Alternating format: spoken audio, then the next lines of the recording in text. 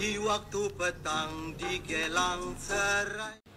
Salam semua. Kali ini aku membawa anda ke Art Exhibition yang merupakan salah satu aktiviti seni di Wisma Gelang Serai.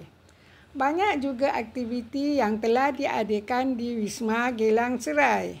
Ada pertandingan tarian Melayu untuk sekolah-sekolah rendah, pertandingan silat, pertunjukan kucing bagi peminat-peminat kucing, acara nyanyian dan lain-lain. Biasanya, kadang-kadang hari Sabtu dan Ahad ada aktiviti hiburan nyanyian. Dan yang terbaru ialah pameran lukisan. Aku tak tahu melukis tapi aku peminat lukisan. Kalau ada pameran lukisan, aku tidak ketinggalan datang menyaksikannya.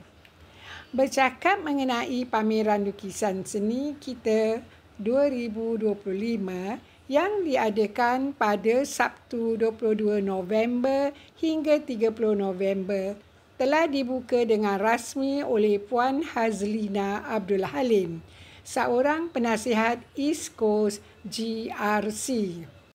Having all of us here today, and with that, I declare the exhibition open. Ramai juga peminat-peminat seni lukis yang hadir di pembukaan pameran itu, yang mana ada 34 peserta mengambil bahagian. Pelukis-pelukis ada di situ juga untuk menerangkan erti lukisannya jika ditanya oleh pengunjung-pengunjung. Di tepi lukisan masing-masing juga ada disertakan penerangan ringkas mengenai lukisan itu. Di sebelah tepi itu juga disertakan dengan harga lukisannya. Aku turut rasa bangga walaupun Singapura negara kecil tapi kita ada pelukis-pelukis Melayu yang berbakat besar. Inilah antara beberapa lukisan yang dapat aku paparkan. Lukisan berbentuk klasik. Ini gambar panggung Capitol lama. Ini pula gambar bunga orkid. Lukisan grafik mengenai teknologi Singapura oleh Art Doctor. Inilah wajah pelukisnya. Kenalkah anda orang ini? Ini adalah hasil seni wajah mantan Perdana Menteri Encik Lee Kuan Yew. Bagaimana pula dengan lukisan ini? Anda tentu kenal. Ini Zam-Zam, restoran yang terkenal dengan makanan India, nasi biryani dan murtabaknya. Bukan saja penduduk Singapura tetapi juga pelancong dari luar negara.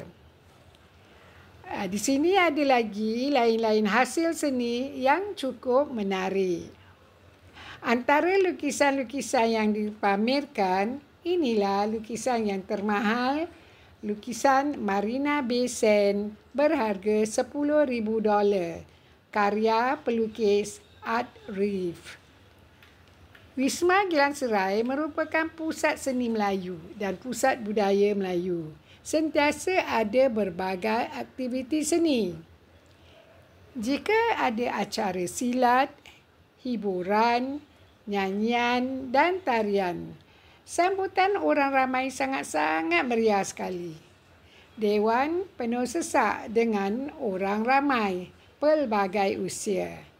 Tapi jika dibandingkan dengan pameran-pameran lain seperti pameran buku, pameran kesihatan dan lukisan, sambutannya biasa-biasa saja. Melihat dari sambutan itu masyarakat Melayu, saya fikir orang-orang Melayu memang sangat-sangat lebih berminat dengan hiburan. Ini hanyalah pendapat saya saja. Inilah salah satu aktiviti budaya Melayu yang berlangsung di Wisma Gelang Serai. Sampai di sini saja saya mengundurkan diri. Harap maaf jika ada kesilapan yang tidak disengajakan. Sampai jumpa lagi di lain waktu. Bye-bye. Gelang, sifatku gelang.